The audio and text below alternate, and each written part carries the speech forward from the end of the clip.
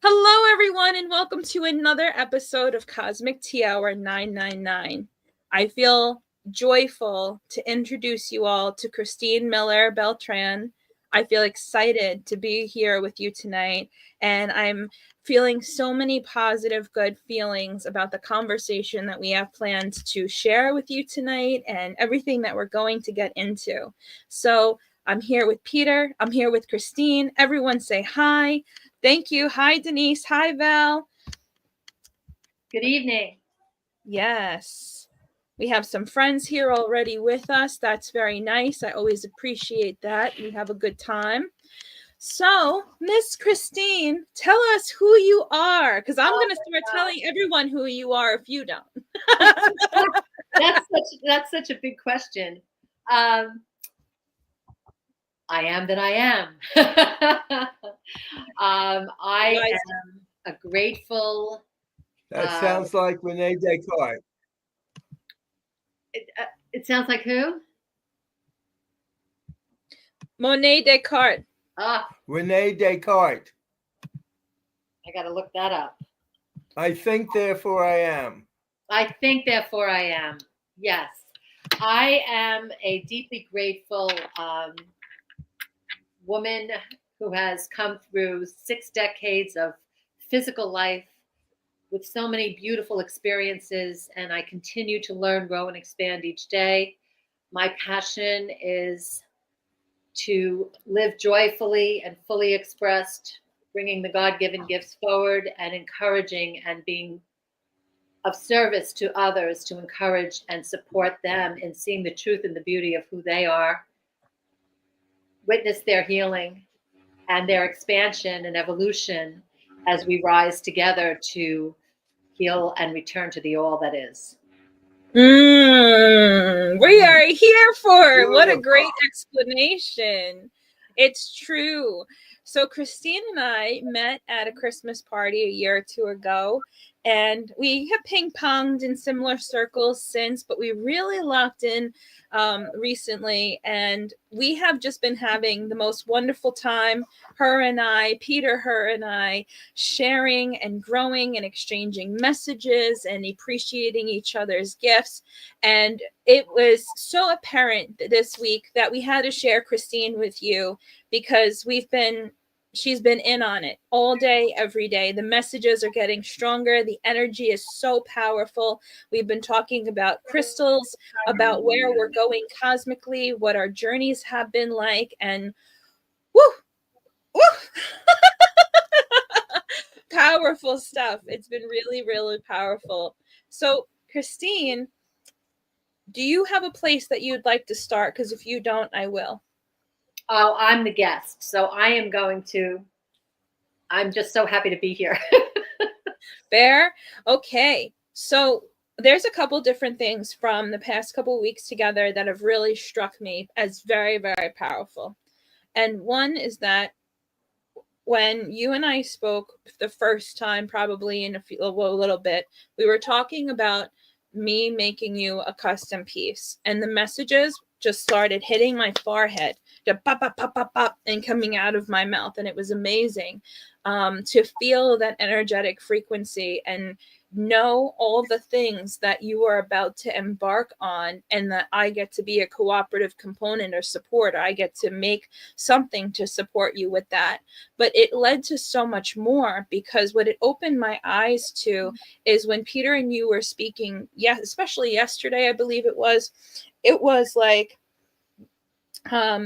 I was watching, I got this vision of kyanite crystals shaking underneath the surface of the earth as you were speaking, as Peter and you were exchanging messages, and your personal transformation, your aha moment, the messages that were being exchanged between both of you. Here's these kyanite crystals shaking up to the earth, and then as you are mid-sentence, you pause, you are holding something in your hand, and you put your thumb over it, and you like show me in conversation that it's a piece of kyanite, and you smile and wink at me, and then keep going. And I'm not interrupting you because I'm enamored by what you're saying, but I see this take place, and I'm like, oh my God, the world and everything in it is so much bigger than what people realize. And the other vision is that there's these two parallel roads. And one is where it's showing me that right now we're in these two parallel places. We have two choices. We choose to step into our truth. We choose to step into our mastership. And we are the example of source. And we've said that multiple times on this show, but this show, I think we're really going to get into the nitty gritty of that. And when we step into our truth, our happiness, our joy, something happens to us. And this is what we were talking about before we got started on the podcast, where we own ourselves. We go through the healing process. And I like what you said. We bust out of the embryonic phase of healing, transformation. We get out of the single-mindedness that we're a human being and nothing else. And something takes hold of us. This allows us to enter into an awareness that we are much more than just a human being. There's a whole lot more going on in any given minute throughout this time-space reality, and we begin to explore what that looks like. Peter, you've had this experience too. And it showed me that even though there's a path of destruction or darkness or confusion that has caused the world to meet its end, like at Egypt, Atlantis, Lemuria, that this time that wasn't meant to be what we lived through. And that by all of us loving ourselves, stepping into our power, and showing others that it's okay to do that, when we all own the light and we all bring that light in through our perspective gifts, that we change the world by being true to ourselves. And it's less important about what we can't control and more important about what we can. And there's something so important about recognizing that bringing your gifts to this time-space reality, the world at large, is as simple as being a kind, loving, good-hearted person. And you don't need to do all the extra stuff. If you happen to do anything extra, that's gravy. Well, and some of us, particularly, my experience of both of you, are here to serve. The astrology conversations that we've had this past week and a half have been so sexy and so and poignant. And clearly, I'm still recognizing in my own natal chart why I came here. It's still unpacking, even though I have been analyzing it for quite some time, a lifetime, really, you could spend with your natal chart. I'm sure Peter will also affirm that as being the master that you are in astrology. And we're eternal beings. There is no end. And my guidance this morning said to me, I am as the chrysalis that is bursting open for a new beginning. We evolve and we constantly regenerate and renew. And whatever the experience or the story is, we evolve into, and there is always the birth moment, and then there's the end moment. But the end moment is the new beginning moment, and it just continues. And we're on an 8-day, and the infinitum, and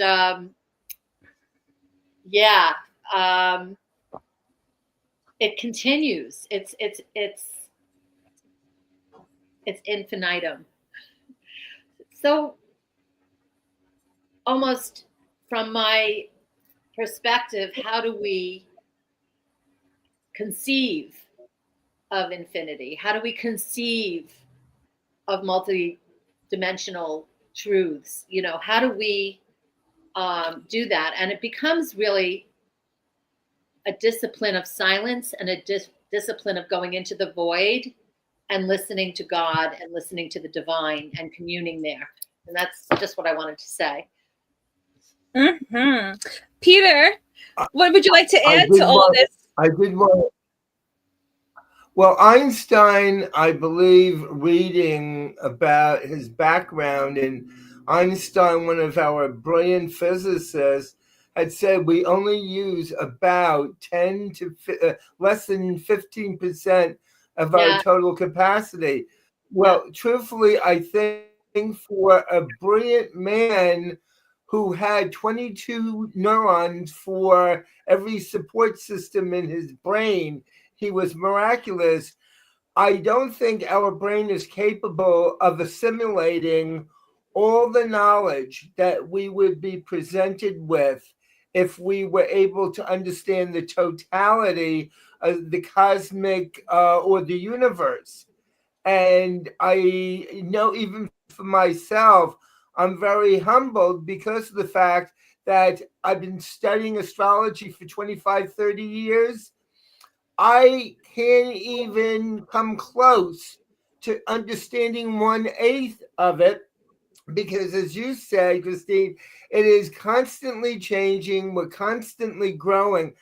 I also wanted to say to you, there was an epiphany yesterday by us coming together and me doing, I wouldn't say doing a reading for you, but sharing the cosmic knowledge that I have.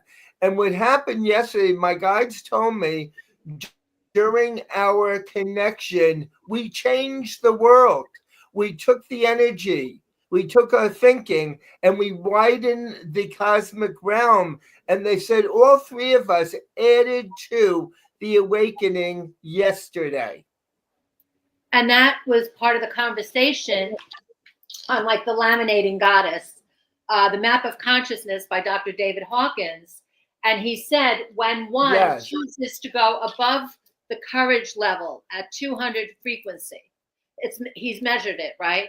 When you go above that, I forget if it was 750,000 souls, or that choice of being just courageous, not even getting to neutrality, willingness, acceptance, reason, love, peace, and enlightenment, changes the trajectory of so many other people in the pebble in the water, to your point. Correct. And that's so powerful when we choose to not engage with the rage of the machine, so to speak. Yes. That's just the channel we don't want to continue to listen to. We want to change the channel and redirect and choose the path of peace that we are on. And that path of peace will bless others, that we are just choosing it. To your point, Teresa. Yes.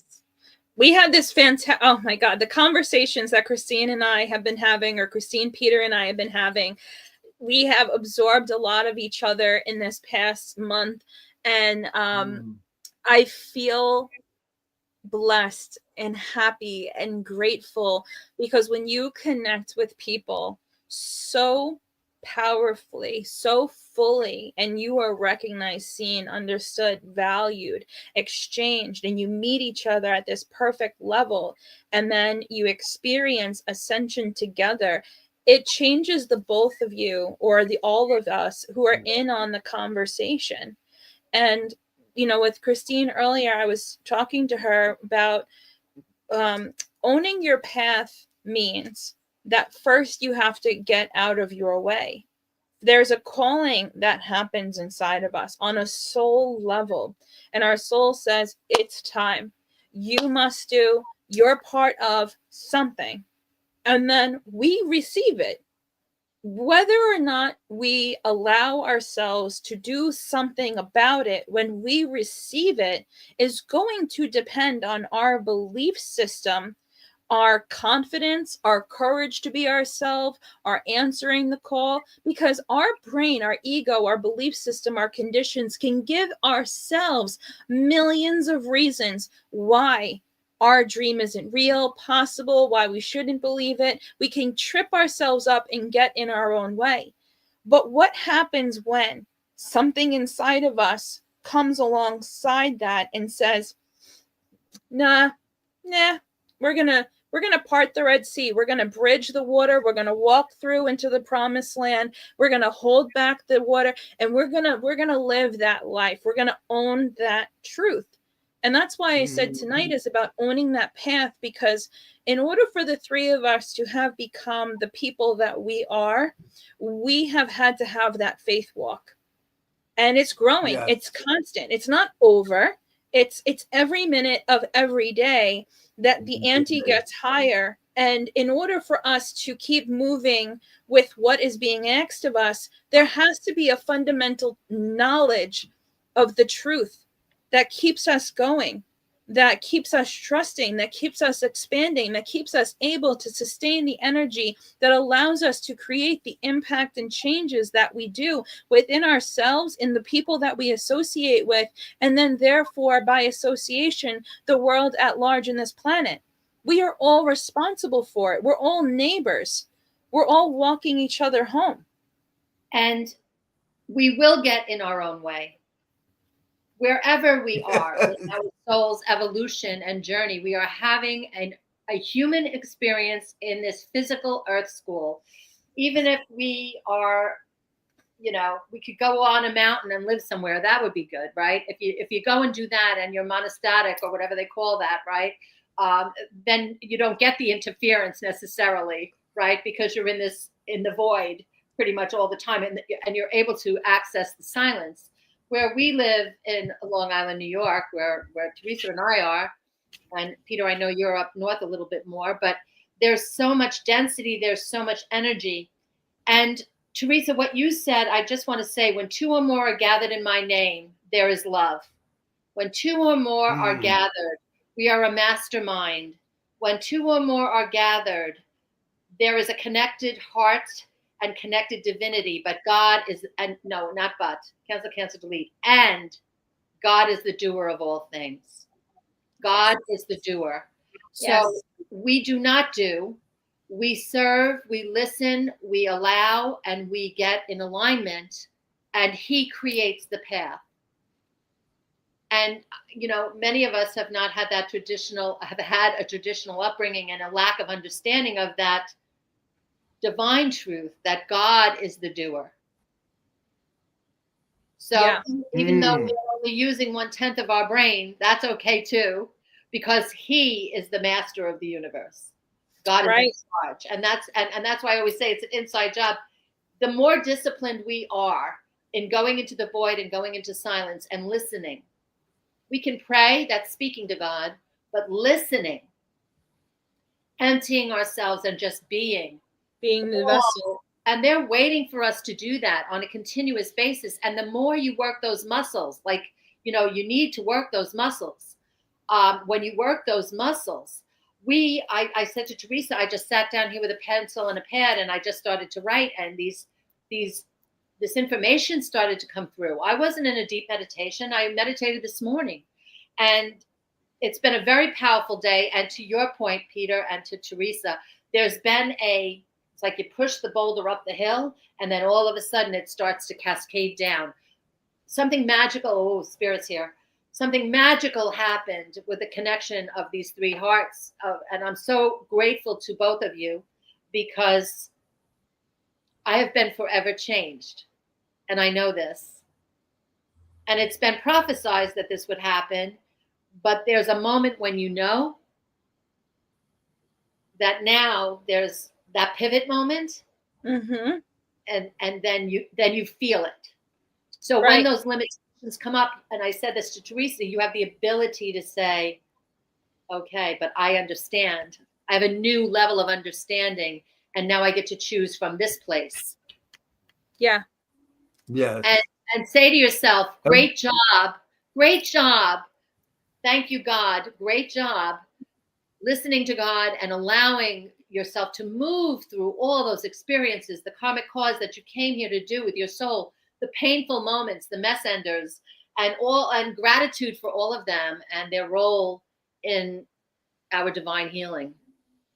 It's true. So true. Once you have the awakening, you can't go back. And that's what I found out. Once you grasp that concept, there is no returning to the old you.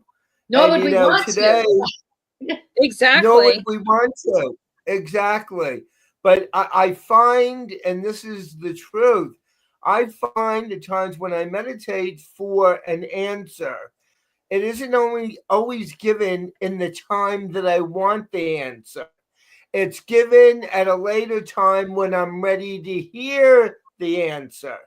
And I've told clients of mine that I've done readings for, if you didn't get the answer instantaneously, it means you have to go deeper and listen. Because and many times the mortal mind spins itself into a 360-degree circle like a cat or a dog running after its own tail and getting nowhere. But we have to silence our ego, our mind, our arrogance, and listen to the message. Yeah. To divinity. And I find, yes. And so, to your point, we may not ahead. may not be at the precipice. So maybe a client is saying, or maybe someone is saying, or I know I've said, I want to meet that person. When am I going to meet that person? When am I going? When is this going to happen? When is that going to happen? And I find that's God timing. That's divine timing. And yes, you have to be in alignment to allow that to come in. When though, you have a challenge or an issue that presents itself, if you go into that surrender place and ask for an answer, it shall be given. That's right. That's right. Yes. Ask and you shall receive. And absolutely, I was raised with that. Well, that's the, Yeah, I totally Go ahead, ahead, Peter. Teresa. I was going to say I just remember. Go ahead. No, you go.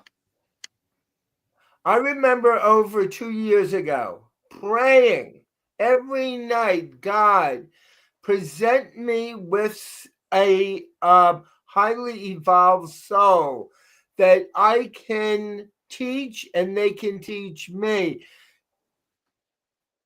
Finally, introduce me to somebody that I can create a podcast. I wasn't.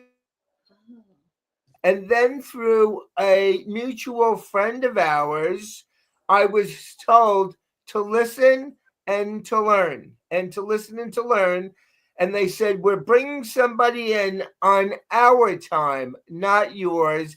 And then Teresa was presented to me. And it was such an amazing lesson because the person that introduced us, we both were very grateful to this person for the introduction, even though we're not working with them.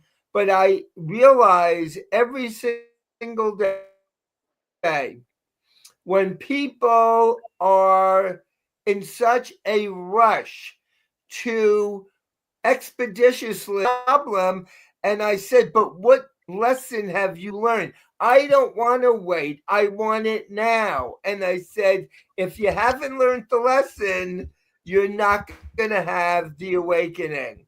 And every day of my life, every day, I give out. Right. That's willfulness, right? So it's thy will be done, not my will be done. I like my base questions exploring any type of spirituality or life for that matter. The existential questions. And this is what we were speaking about before the podcast began, Christine, is does somebody need to go through a traumatic event before we turn and face the spirituality of life that exists beyond the physical, or is the physical and then some? And I don't believe that we need to experience trauma in order to have a spiritual awakening or to own our path. But I do believe that it is a big precursor to a lot of people being awakened some way, somehow.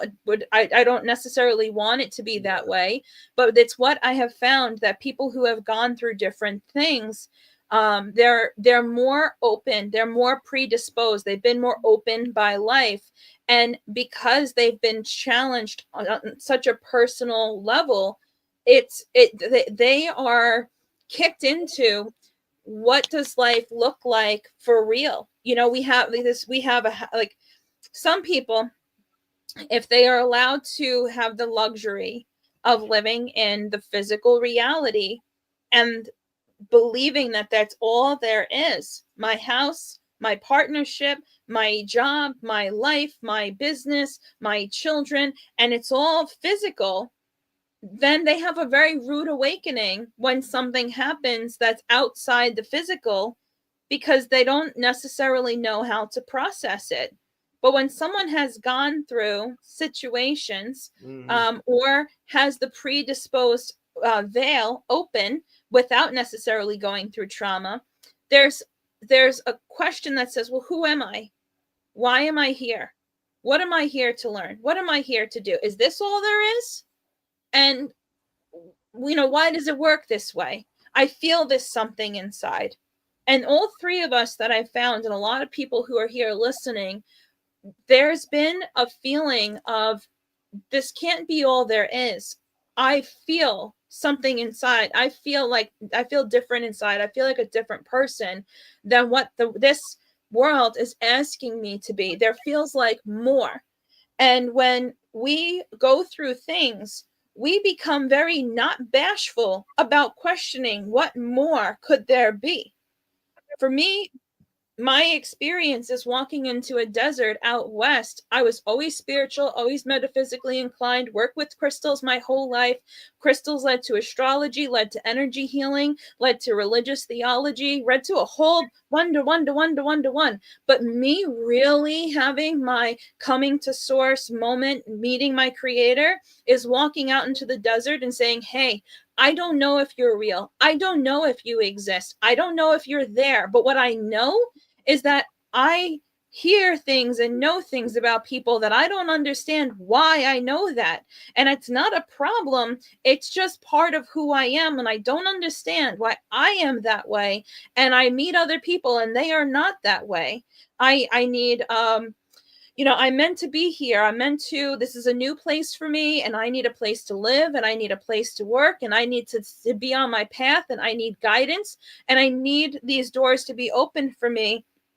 I don't know if you're real. I don't know if you exist, but if you do exist, I'm here. I'm listening. I surrender. Open the doors, and I promise to have faith in you for the rest of my life, because I like equality. And I opened the door with total surrender and humility, and Source answered me. And the very next day, I had a job. I had a roof over my head. It accepted my cat. I met my teacher within a week. And my surreal moment was, oh my God, Source is real. And I grew up with religious family where they, this is God, and this is God, and this is God, and this is the book, and this is this, and this is life, and this is how it is, and this is the construct. But when I stood in that desert, there was no book, no God, no construct, no nothing. It was openness and humility and allowing. And there was no guru, no manifestation coach, nothing that was there except for my heart and God. And that's all that one needs. That's all one needs. That's all we need. The Hierophant reversed is what fell out this morning, and that's the traditional trappings of the constructs of organized. Some of us have been taught with. My experience, I was very much fostered. I knew I came in with purpose from absolutely the youngest of ages. It was nourished and nurtured by my parents. Mm-hmm. And I also, just in reflection on the trauma thing, it's not a trauma contest. Every physical being in this earth has had trauma, because it's the way we receive whatever the moment is, whatever the harsh words are, whatever the criticisms are, whatever the feeling of abandonment are when we're pre-verbal, 0 to 7. By age 7, we are completely formed. The mystical number 7. And to your point, that's not necessarily accessible in that subconscious, deep subconscious, which is why meditation and hypnosis and astrology, utilizing those tools of meditation and deep connection, are so powerful to help to reconnect to our clients to themselves. And the crystalline energy that you're working with as you channel, Teresa, that was so powerful. I mean, I didn't, to get on the phone and just expect to be talking about a piece that you're creating, and I get a full channeled reading. And then she called me back several times to show me additional crystals and additional messages. And I was like gobsmacked. I give that kind of love to others without charging. I give that kind of time to people. So to receive that from both of you was such a treasure and a gift. And I just wanted to say all of that. I appreciate that. It was really wonderful because all the messages that were coming through in the morning and then saying, okay, you definitely need to be on the podcast. Let me grab Peter and have him meet you to make sure we're on the same page. And then he is guided to start all of a sudden, cha-ching, cha-ching, cha-ching, all these messages start coming through, which are, he has no idea what I said in the morning. And he's saying the same words, the same way, verbatim, all the same information, and it's growing. And then the three of us are tinging off of each other and it's growing. And it's like, you know, that doesn't happen with every phone call. That happened in that phone call. That happened in that union at that time. And it's part of the path. And I think that when we come together with like-minded, like-hearted people and we become friends or we become associates in some way, it is the fruit. It's the accomplishment for going through the dark path by ourselves, between God and ourselves, whether you call it God, the creator, source. It's going with source down that unknown path and saying, this is the direction I feel to go. And truthfully, I don't know what's at the other end, but I have to trust myself. And I do trust myself enough to say, I may not know where I'm going, but I do know that this feels like the right direction to go in. Because I trust God, because I'm connected. I am connected to God, who is the doer of all things. And I'm listening to that system that tells me. I'm listening to that. I'm sorry. I just wanted to jump in on that. No, you're right. But my point is, before we really develop trust in a higher power, in the divinity that is within and it's around us, when we don't know the relationship between us and the divine, what are we doing? What is the thing that's driving us to follow the path that we walk on? And there's some innate something. Without that, we're a rudderless rowboat. There's something that takes effect. What's taking effect, I believe, from my own experience, is our soul. Our souls on a daily basis are presenting us with experiences, opportunities. And if we listen to the soul, perfect example, every day I'm looking to achieve, not make money. I'm looking to achieve, to get closer to cosmic reality, to universal law. I know a lot of people around me that say, I don't care. I get up every day, I go to work, I come home. They don't even question why they're here. And every day I say to God, the universe, the soul, please present me with opportunities in order to grow, good and bad. Because without the bad, I'm not growing. Without the other tension. People I know that without the tension. Because we do judge, we're in a dualistic without world. Without the tension, we're not growing. Yes, the rub. Correct. I don't even think that it's a dualistic world. I think the only duality is the lower vibrational or lower dimensional matrix, which is the false, and the truth of all that is, the light.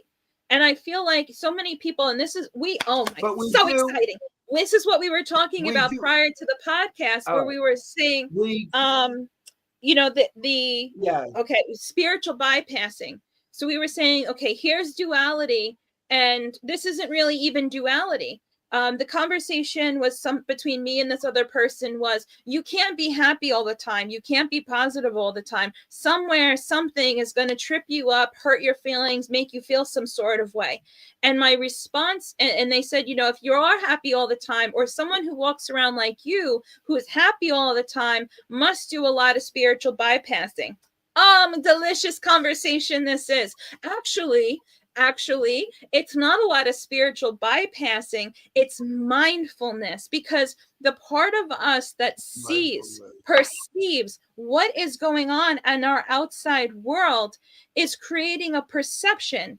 And when we ask, where is that perception coming from?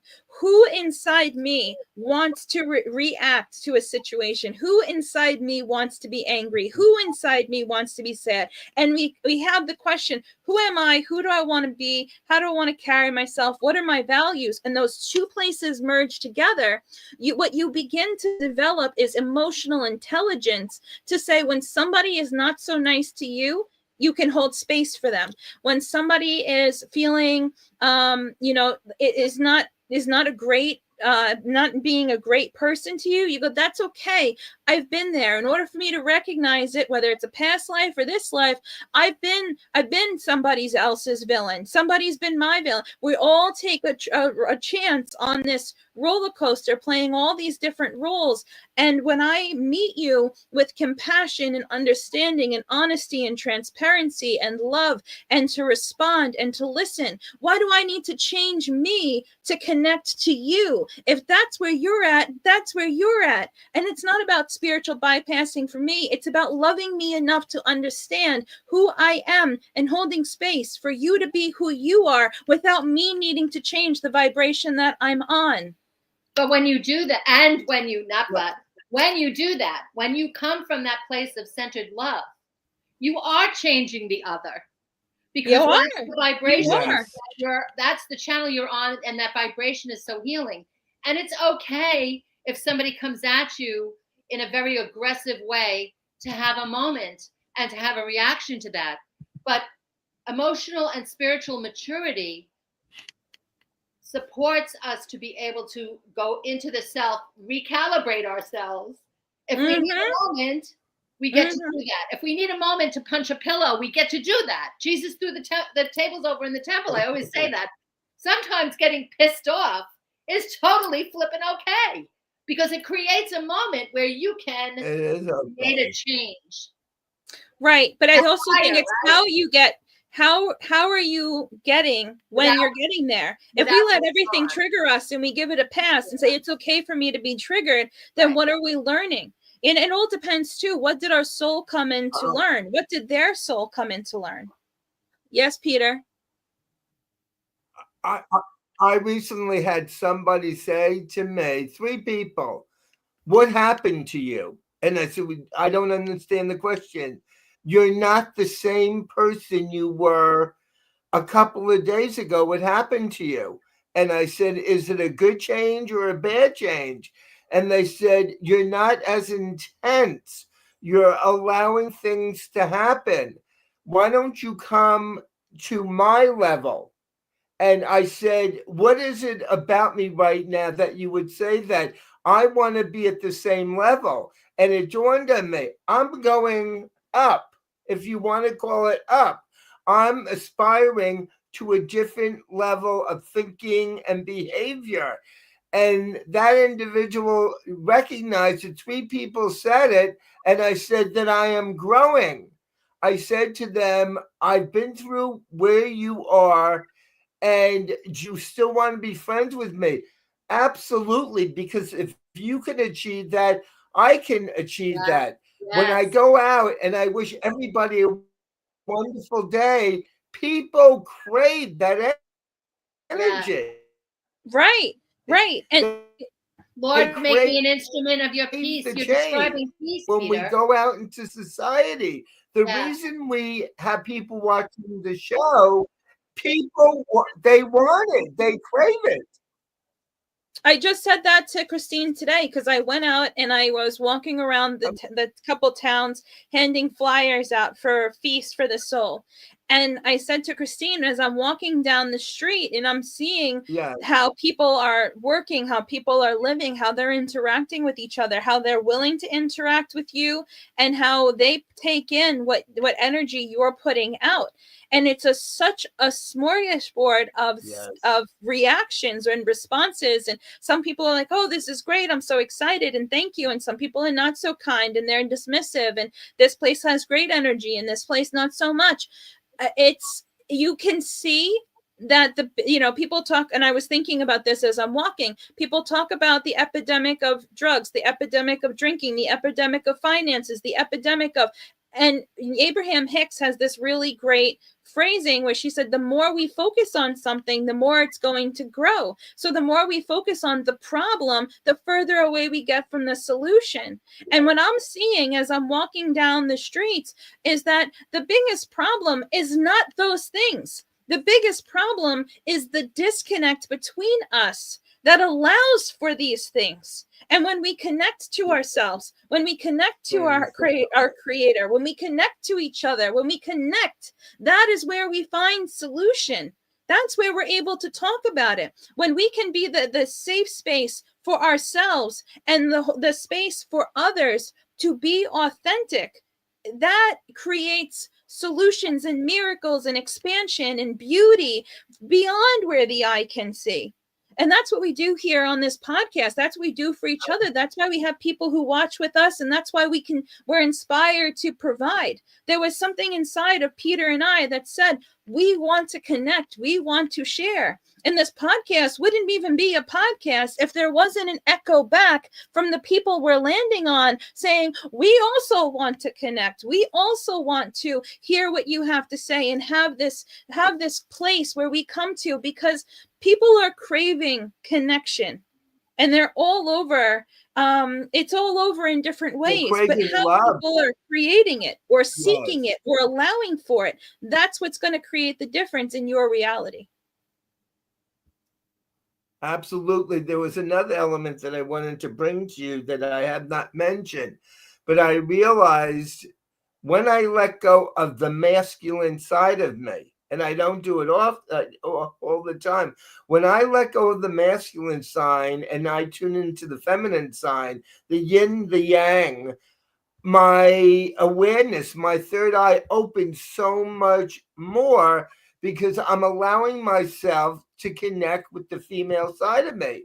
And more men that I am talking to are telling me how frustrated they are just living in the male role, because they said, look at all the opportunities. Women have a chance to hug each other, connect with each other, embrace one another. And in our society, and I truthfully believe this is real, when we can balance in equanimity the male and the female side and not worry about being ostracized as a male for being sensitive and allowing ourselves to love. Because men, and I know this for a fact, you get together with male friend, you hit them in the arm, you crack them here, the back. Women can easily open up to one another and say, I love you, I care about you, let's get together.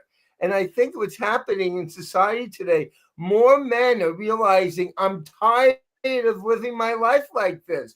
I want to grow and I want to be all that I can be. It's been really beautiful. That has a lot to do. So gorgeous. And some of my favorite client and friend moments are with men. Even when I was in the corporate world, I was surrounded by men. And I thought I had a very predominant masculine side, when actually I do have a very strong yin energy. And it's more prominent now that I have more flow in my life and I'm not so archetypally out there hunting, as opposed to being a nurturer, and I'm in a different part of my life story. But I think it's changing, honestly. I think it's a beautiful shift happening. I think there's a lot of confusion for some people with the archetypal roles, particularly in our generation, Peter, that I find was true, and our parents and their parents' generation for sure. So that's the ancestral trauma that we're talking about, where there was and that's all part of our DNA. Yes. So the confusion about who am I if I'm not a man going out there and earning money? Well, as a woman who is a big earner, who am I when I'm not out there? I didn't want to let go of that security, so I think that there's been, since the 1970s and the deconstruction of the family unit, when women were stepping back into their power and kind of rebelling, honestly, from the suppression of what was going on, of the archetypal women, at least in this country, right? and I'm sure in others, but I mean, we're very blessed to be in this country as women, mostly. But, Yes. those freedoms, just think about it. Women didn't have the right to vote when Florence Scovel Shinn was writing Yes, her book. yes, I love Florence. Oh, I love her. I love her. And, Yeah. and it, Yeah. right? And we didn't have the right to vote as women. She is oh my God, Abraham Hicks and her. Absolutely. I I have love her every book. book and every video book, I have a audio magical book that work in a Florence has ever magical shared. way. I give magical service for magical pay. My Yes, spiritual sporting blood is up, and I now fulfill my destiny. Yes. I love yes, her. yes. I mean, miracles follow miracles, wonders never cease. She Yes. changed my life. That's what I'm talking about. If we could put this podcast in a nutshell, Florence gave herself permission to be Florence. And now all of us get to sit here and rant and rave about how much we love Florence and how she changed our lives because Florence gave herself permission to be Florence. And she was a master teacher.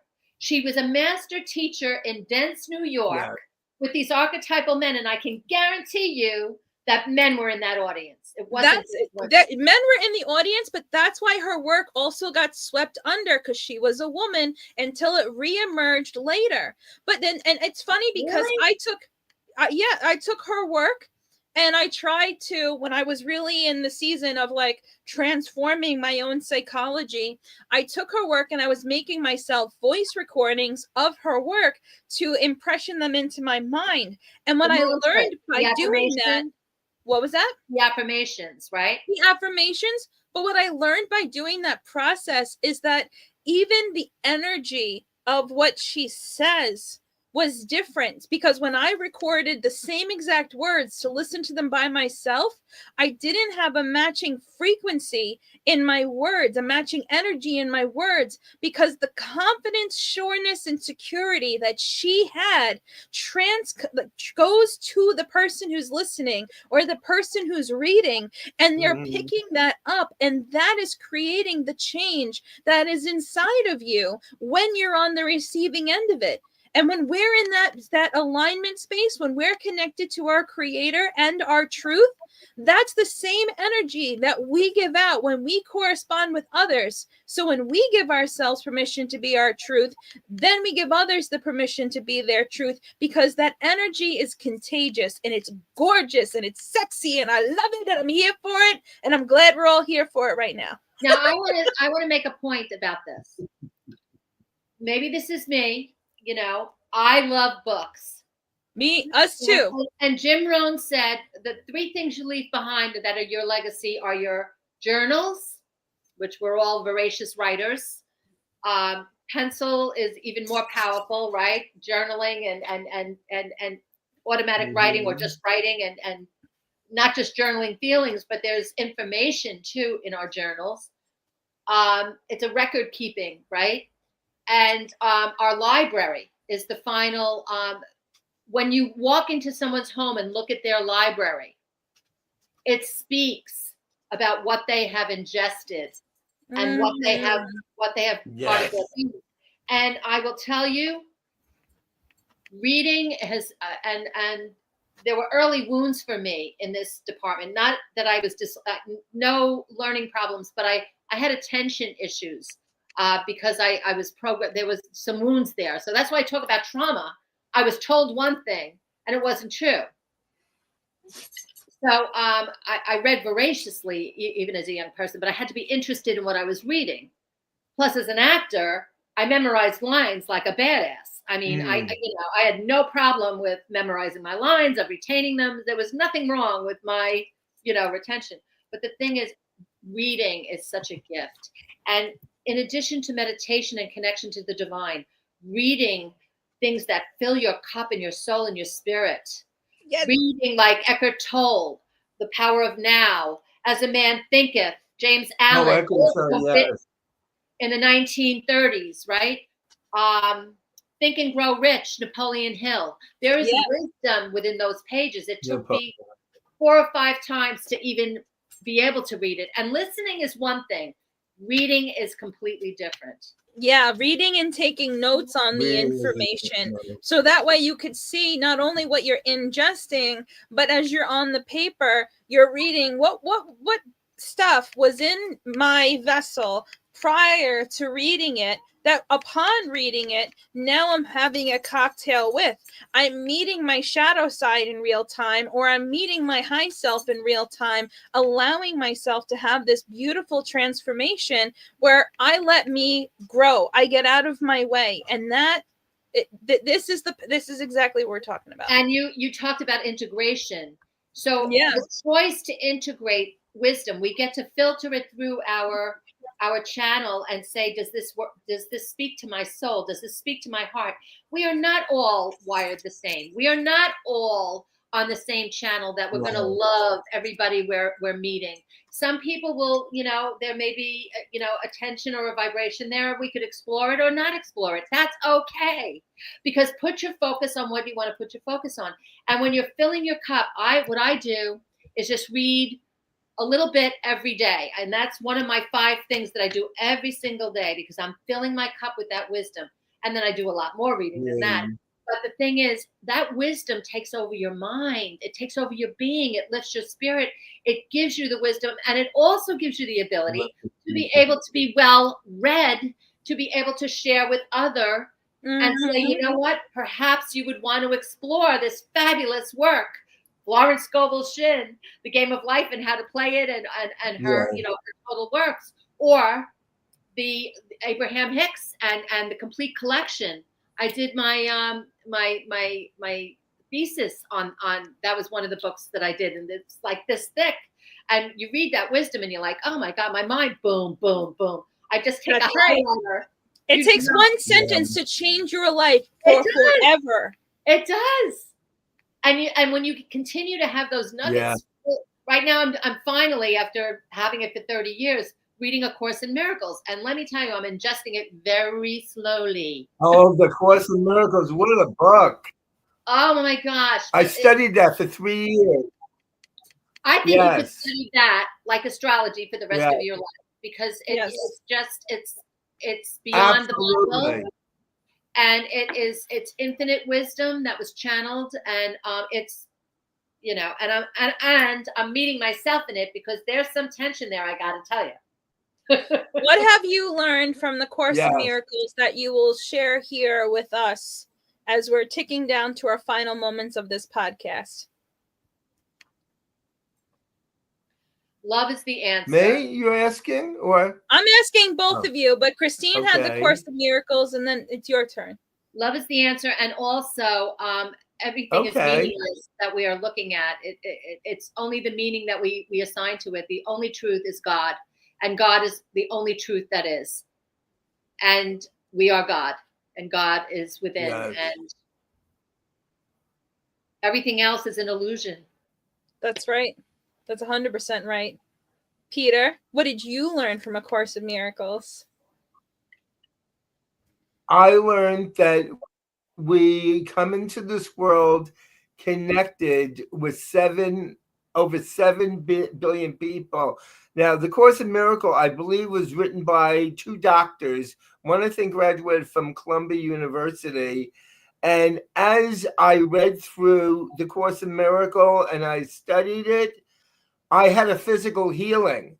I was so enmeshed in the reading and the divine information that was presented in there. And I mean nothing against the Bible at all. I love the Bible, but I felt that the Course in Miracle was more present day messages from God versus the Bible. It opened up my realm to really love people much more. And it was filled with, some of them were parables, but I realized they were divinely inspired. Course in Miracles, when you read that book, you realize it's not. Oh, wait, you're breaking up. You realize it's not Human no even more from that. The other book that I want to mention to you also, I don't know if you either one of you heard about it. He's on the New York Times bestseller list. Dr. Viktor Frankl, Man's Search for Meaning. He wrote Good a book book. about his experience in surviving the concentration camp. This man, well, other people that were captured by the Nazis where they were executed, this brilliant man found meaning. Yes. Yes. That's what I'm talking about. Yes. To fight and to survive here. And to be able to thrive through it. Yes. With the indomitable spirit. Yes. Yes. Whatever atrocities were going on, and I could sit here and weep an ocean for the pain of that we have inflicted on other. And I don't, and that's where I get a little caught up in what happens when those that have done such great harm transition out of into the next non-physical part of their journey. And I'm not still sure about that. I don't know if you guys have anything to say about that. I'm not sure about that myself. I know we're all supposed to reunite, so. I think that when we are loving and we are connected to love, when we see the absence of love, that's what hurts us most in person's behaviors. And it's an interesting thing. You mentioned earlier the Earth School part of things, where we come into this Earth School and we have we go through the training.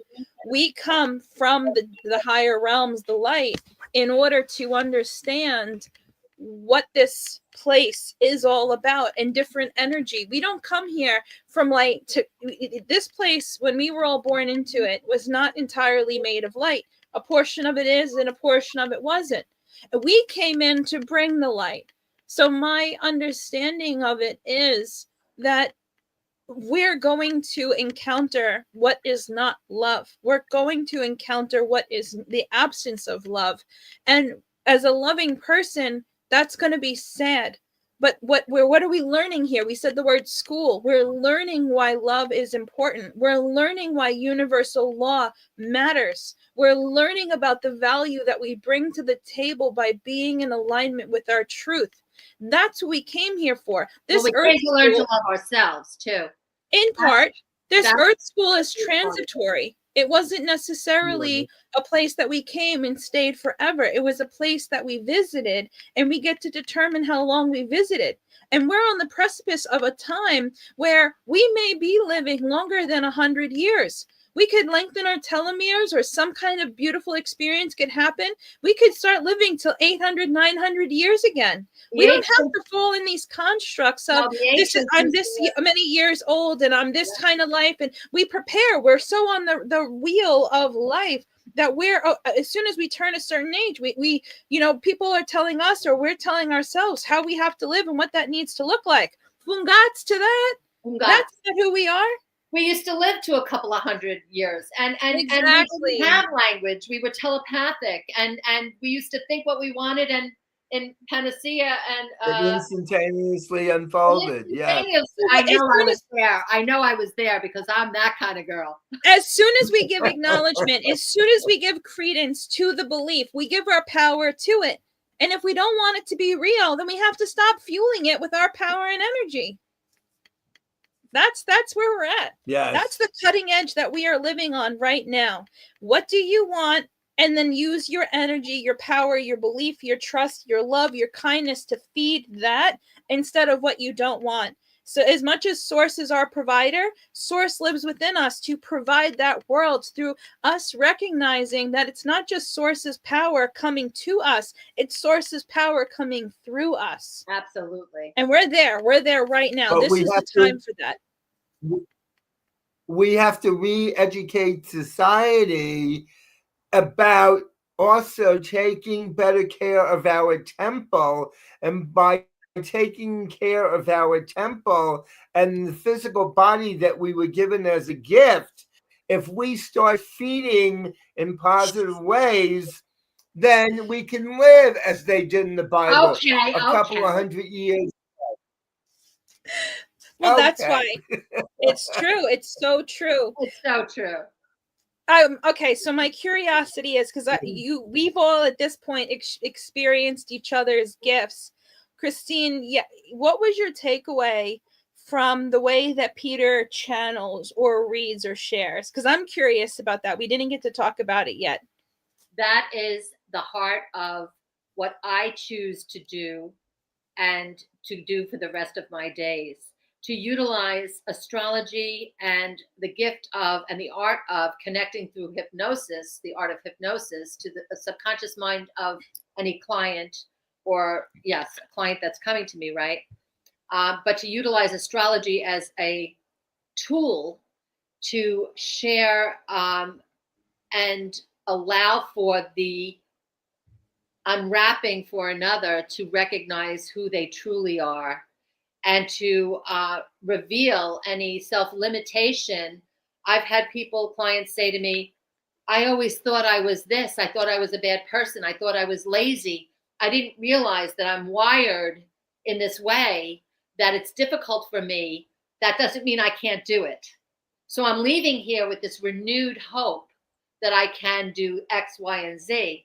So that reading was so powerful because, as I said when we were talking about it, I'm reading the astrology of the Mark Jones, the talking about the Chiron in the chart, the Uranus in the chart, the Pluto in the chart, the Saturn in the chart, and what those generational planets are telling us. Chiron, the wounded warrior, and the interaction at the natal birth chart, and then of course the transits through time, but also the opportunity to have a dialogue and listen to the client and ask the questions, and also the gift of being a channel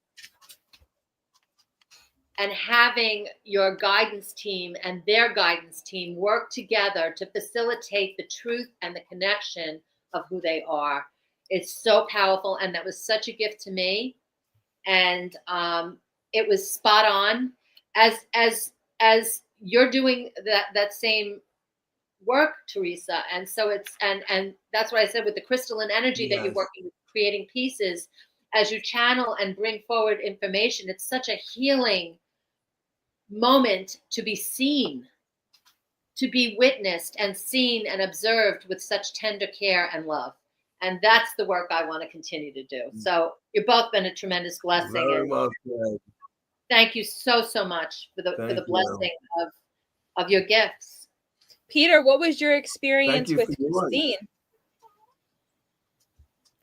I knew immediately that I was in the company of a master soul by giving her the reading. I also realized that I was learning as I was sharing with her her wonderful natal chart. I was also assimilating the love and the energy from her, which for me was a divine gift. I also recognized the fact that I didn't tell her at the time, but as I was doing the reading, I saw two master guides around her. They were actually around her and they had their arms around her. They were embracing her. I was also told that when I gave the reading yesterday, she went through a healing.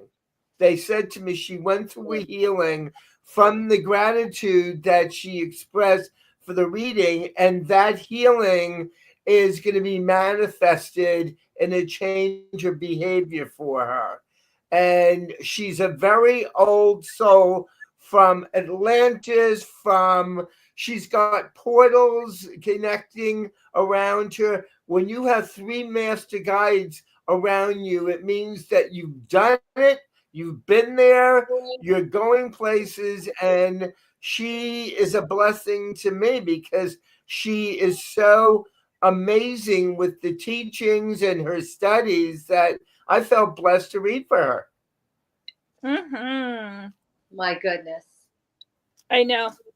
I share that with you guys, or I ask those questions on the podcast because, of course, I could ask them on our own time when it's just the three of us here together. But I'm also trying to convey the importance of why when we connect to other like-minded people, when we connect to people, when we hold the space, when we open the door, when we create the allowing, when we have the opportunity, it's one person that can change your life. It's one person, it's one stone's throw. Absolutely. I meet Christine at a Christmas party, and fast forward a year or two later, it's Peter, her, and I sitting together in a video chat, and we're all guided to exchange readings. Christine and I kept seeing her face over and over again appearing in my mind, and I'm like, I really want to reach out to her. I really want to reach out to her. And it snowballs into creating a piece for her. And that snowballs into receiving messages. And let me tell you, these messages, they were not the average message at all. They were like machine gun messages where I couldn't even write them to her fast enough. I said, listen, I just have to, this is what's coming through and you need to hear it. I don't have time to write it down, and I don't have time for you to get a voice recorder. So listen up, sister. Here's what they And I said to her, with this magical ability that you have, you need a voice recorder because they want you to write the book. So then they start talking to me about what they want her to do. And she's aware of it. She already knew, what they were telling her she's going to do. She already knew. I wasn't telling her anything she didn't know, but the sense of urgency was really, they were kicking, like they were really bumping it up, right?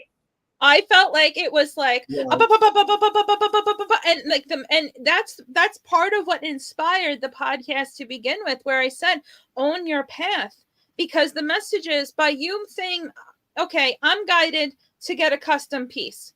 Custom pieces are not just some crystals put together on a string. Ta-da! Okay, let's look at the metaphysical properties. Well, rose quartz is for love and black tourmaline is for protection. Da da da da da. It's so much more than that. And every time I get an opportunity to indulge, especially the way that you indulge me, which seems so heightened in experience, the connection is so pure, big, divine, high, loving.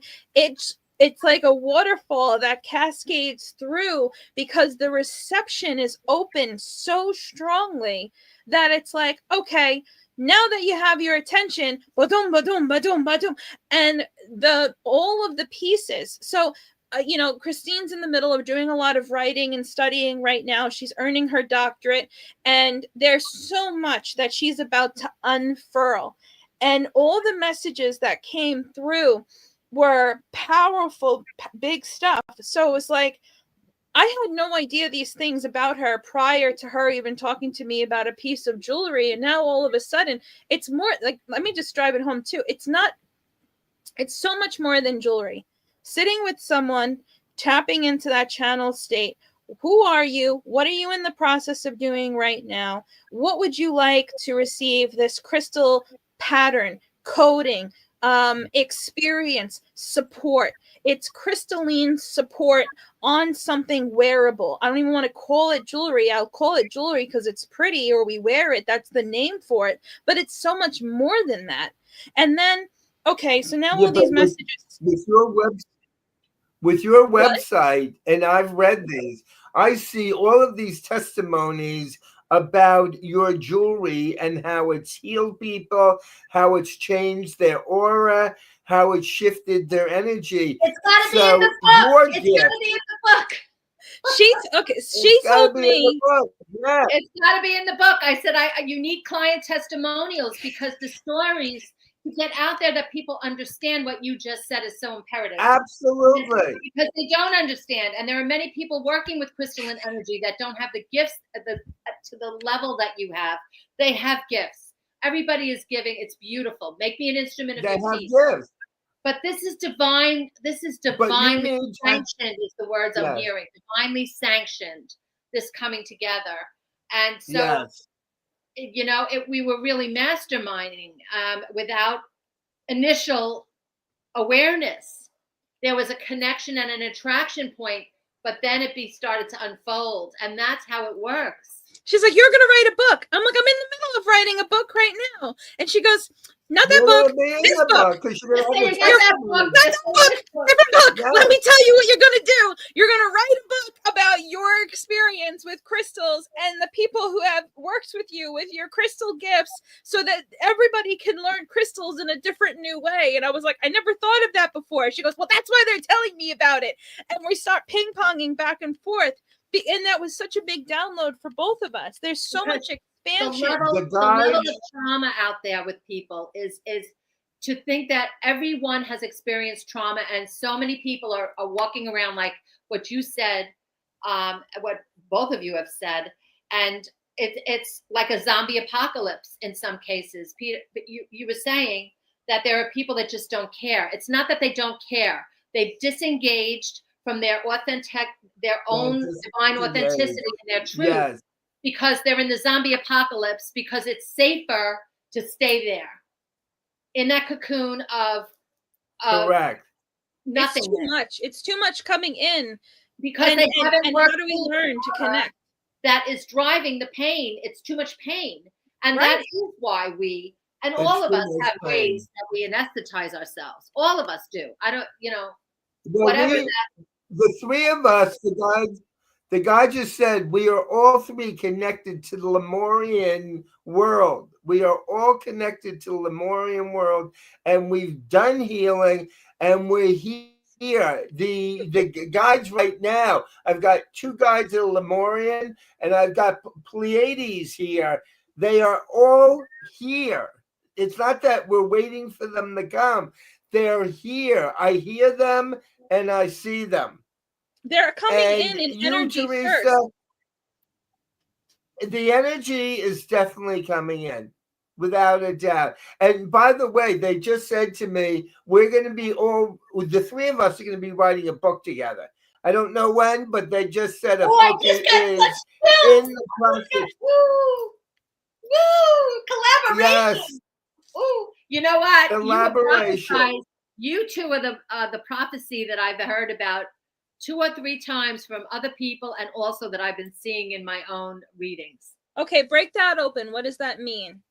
Can you share what you were told? I've been seeing that there's going to be through two people, probably a man and a woman, that are going to present me with an opportunity and say yes. You're not going to want to say yes right away. And Teresa, that was the initial thing for the 2.5 years that we've engaged, that I didn't want to read in that way anymore because of experiences, because my guides didn't want me to. But then all of a sudden I heard, call her, you need to have her make a custom, because by then I was aware of you and your pieces, and watching you as you spread your love seed all over the place with crystalline, beautiful works of art. And then when I saw that attracted me. That got my attention because, and Peter, you said that I'm willful. And yes, I'm a Taurus sun. So yes, I am. I got message received. Message, the other horns. Message received. And I said, I called you back, right, Teresa? You did. I called you back and I said, would you be open to creating a piece for me, a custom piece? And then the floodgates opened. So they've been waiting. And I love how they do that. They just wait for us to. They wait for us to catch up. We're over here in la human land, but there's so much more. And the big thing with me bringing up the whole crystal experience or the reading is that you don't have to get a crystal from me to benefit from them. That's not the point. The point is that the crystalline are here to support us. That Gaia and us are so unbelievably interconnected, more than we realize. It is so much more than metaphysical properties. It's so much more than this is for that prescription-oriented way of thinking. And we're so interconnected with so much beyond what meets our physical eye, whether it's guides, angels, source, our high self, the crystals, the the energies were, everyone's talking about, we're waiting for aliens to touch down. We are the hybrid. We came in, like we're on a rock hurling through space. Like, if this doesn't catch your attention, you're not paying attention. Let me say it again for the people in the back. Some people, we're on a rock hurling through space. But some of us who are here are in deep pain and at a different vibrational level. And we're also here to shine the light in the darkness for any who would be courageous enough to receive the opportunity to allow themselves to evolve, to allow themselves to step out of the comfort of what is just too painful to even stay in. It takes courage. It takes so much courage to be your true self. And courage is in the map of consciousness. That's where we move into the higher realms of our frequency. And that's where we influence others. When one person chooses that courage, and because it does take great courage. It does. Peter, what does it take to walk in your truth? What advice would you give to anybody? What advice would you give about walking in your truth to anyone?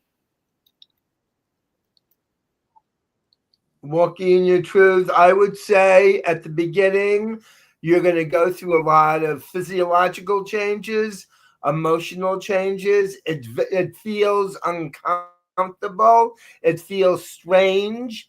It feels you're going to challenge it. But once you embrace it, and once you are steadfast, and once you allow yourself to go through it, it is the most life-altering oneness, epiphany, divine unfoldment. I'm at a loss for words to express how you feel. By going through it, and I have been through it, it's a realm of consciousness that you finally realize who you really are as a divine light being of God. Christine, and to come up with something else. Yeah. No, go ahead. To come up with something else. Sorry, I interrupted you. What's the rest of what you were going to say? I would just say when it happens, you know it because you are at such peace with self-love and self-acceptance that you know that you have just met yourself for the first time. There's a shedding process, and we're coming into the year of the snake. We're shedding, yes. Right? And in the Chinese zodiac. Thank you. You're welcome. And of course the butterfly has to become the butterfly in the chrysalis, right? So we do have to move through our trauma. We do have to move through generational and many lifetimes, in many cases, imprints that we're carrying in our nervous system and in our being. And that's why we're here. We're not only here to serve and to bring the light. We're here to karmic cause and effect, to elevate and evolve so that we are, wherever our journey is, we old soul, you're evolved, blah, blah, blah, you're not evolved, you're this or that, you're a zombie. Maybe that zombie, it came to be a zombie. Or maybe they decided they just didn't want to do the unbelievable shit they were told they had to do with their guardian angel before they came here, right? It's like, okay, I'm out. And they out. Not today. No. I'm sorry. Consciousness. We get another study, I mean, it's like, oh, Lord have mercy. But working through those, and I think that's what you're talking about, Peter, that moment. There is a moment. And yes, it can be a tremendous physical trauma. It can be an emotional break. It can be the end of a cycle. Yeah. It can be the passing of key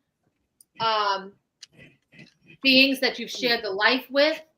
In my case, there was extreme trauma of family of origin and loss and pain that took me about a decade plus to be able to walk through with myself.